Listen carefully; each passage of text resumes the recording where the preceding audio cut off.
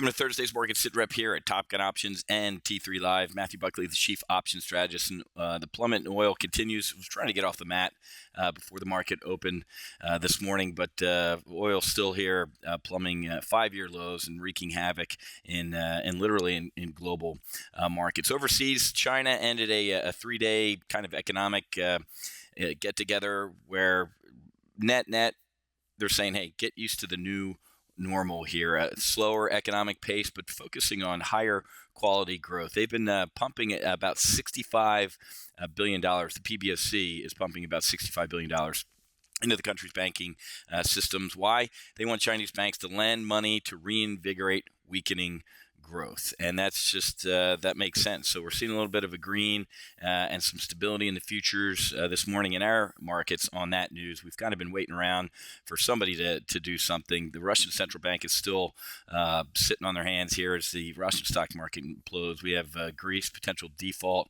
and contagion in Greece, but at least we're a little bit of a sigh of relief out of China that they might be jumping in the pool here. So at the end of this 3-day meeting on Thursday, they charted their economic priorities for next year, and they're saying, hey, we still might be able to hit our in front of the decimal point, having a 7, but it's get ready for this new normal here. But most economists and I believe that they're going to miss that 7.5% for the first time since that 1998 Asian financial crisis. But again, listen to us. My kingdom for a 7 in front of a decimal point as far as GDP here in the United States. That just ain't happening for the foreseeable future. But couldn't be more long-term bullish on China. And this guy Mark Mobius, $40 billion bat swinger here at Templeton's Emerging Market Group, said, hey, I couldn't be more bullish on China, getting very, very long China right now. It's a 78-year-old money manager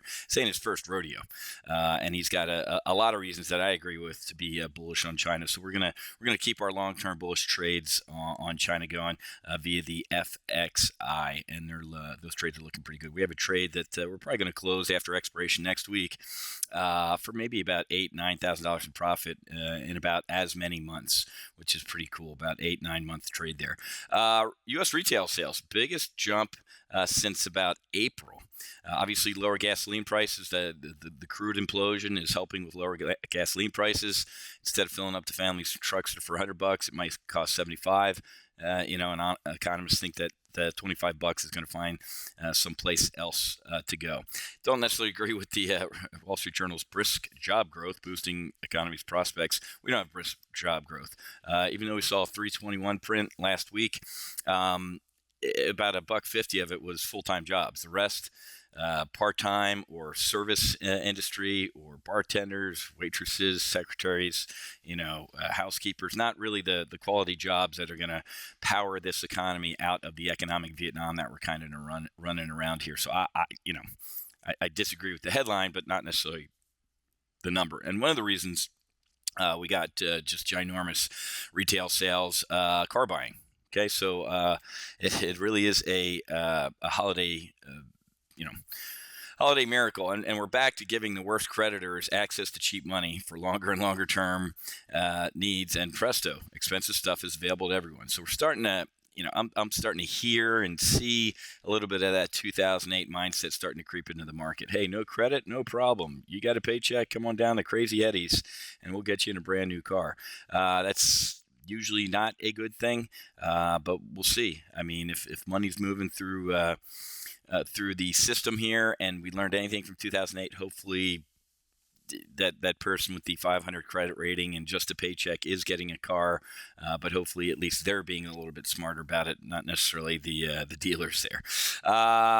We got import prices and weekly unemployment claims that were kind of in line. They were looking for a 299 print. We got 294. Tomorrow we'll get some inflation numbers with PPI and core PPI. And then obviously whenever you see the word core, it means X something. And in this case, it's X food, energy, and trade. And then at 9:55 tomorrow morning, we'll get the University of Michigan consumer sentiment.